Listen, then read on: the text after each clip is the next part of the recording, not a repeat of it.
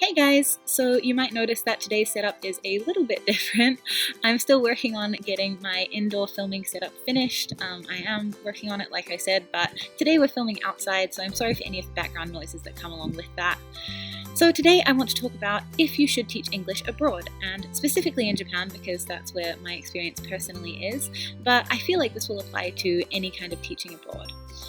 It's a really big question, and of course not everyone is right for this kind of experience, and this experience isn't right for everyone, so it's important to think really carefully about if it's right for you.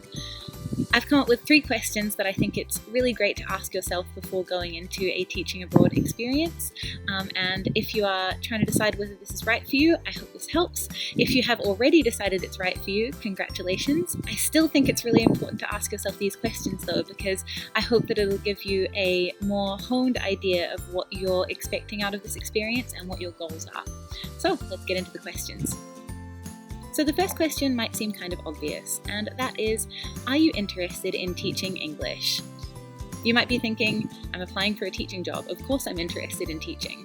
But unfortunately, that's not always the case. I think a lot of people see teaching abroad as just a way to experience a new country and culture, and of course it is, but it's also a job that you'll be doing every day. So, what are some traits that you think make a good teacher? Do you have some of them? Could you work on some of them?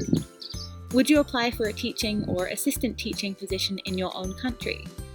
These are really important things to think about for 2 reasons. First, because you will be hired by a school or several schools to teach, so they're expecting you to come along and teach. You are applying for a job, not a holiday, so you will be teaching at schools every day, and it's important that you do your job well.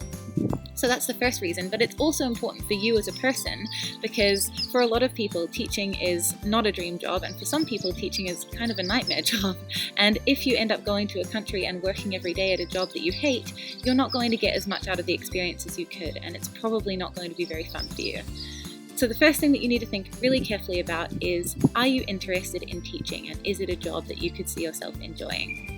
The second question is a little more complicated, and that is, what are your expectations and are they realistic? I think one of the biggest pitfalls I've seen people fall into when moving abroad is having very specific and kind of unrealistic expectations of what their experience will be like, and then when they get there and it's not exactly like that very narrow idea that they had in their mind, it's kind of disillusioning and disappointing. So even if they had an amazing experience, it wouldn't be amazing to them because it wasn't what they expected. Now, I know it can be kind of difficult to tell if your own expectations are unrealistic or realistic, so I'm going to give a couple of examples, so hopefully you can see what I mean. For example, an unrealistic expectation would be for a very shy and introverted person who's always been that way and always liked alone time and always not really liked being around people, to expect that moving to a new country would somehow magically make them into a party animal, life of the party, everyone's best friend type of person. Moving countries will not change who you fundamentally are. That will just never happen. And to have that expectation is to set yourself up for disappointment when you realize that that's not the case. So try to make sure that your expectations aren't that your life will fundamentally change or that who you are as a person inside will change, because that's not likely to happen. Let's talk about a realistic expectation. This is the expectation that I would recommend anyone to have going in, just as like a baseline, and that is to experience a new country and culture and language from a kind of daily life perspective. Because no matter what happens, you're going to get that. That is going to happen. So that's a very realistic and kind of open-minded expectation of how your life will be. I think the real danger here is having your expectations be too narrow, because like I said, if your experience falls outside your expectations, you're likely to get super disappointed. Luckily, this pitfall is really easy to avoid. Just try to go in with an open mind and just expecting to experience a new culture in a way that you haven't experienced it before. So yeah, next question. What are your expectations and are they realistic? The next question kind of leads on from the second question, and that is, would you be happy with any situation within reason? So for a lot of teaching abroad programs, you don't actually know about the reality of your situation at all until you actually get to the country. So this can be kind of a risky move, and you need to think really carefully about what it would take for you to be unhappy. And if you would only be happy in a very narrow set of circumstances, you either need to find jobs that you can apply for where you know exactly what the circumstances will be, or not apply to teach abroad, unfortunately. So for example, the JET program, you have no idea whereabouts in Japan you'll be placed until after you get accepted. So you could be in Okinawa, you could be in Hokkaido. It really is just luck of the draw.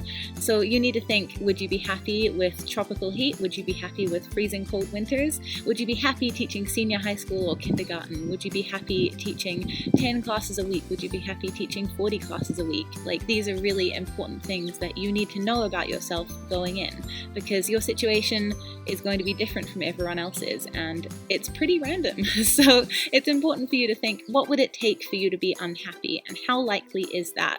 So going in, try to think of all the possible scenarios, or within reason, of course, all possible scenarios within reason, and which ones you'd be happy with and which ones you wouldn't.